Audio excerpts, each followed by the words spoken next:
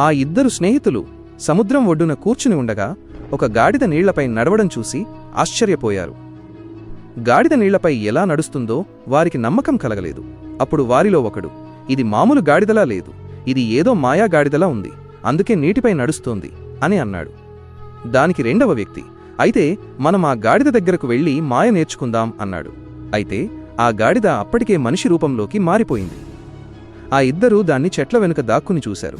ఆ తరువాత వాళ్లు అతని దగ్గరికి వెళ్లి అతడిని పట్టుకుని, అరే భాయ్, నేను నా కళ్లతో చూశాను, నువ్వు చాలా పెద్ద మాంత్రికుడివి అని అన్నారు.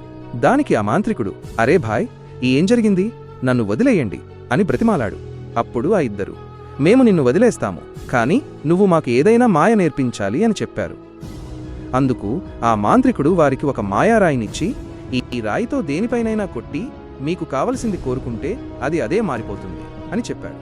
ఆ ఇద్దరూ ఆ రాయిని తీసుకుని ఒక కారుపై ప్రయత్నిద్దామని వెళ్లారు.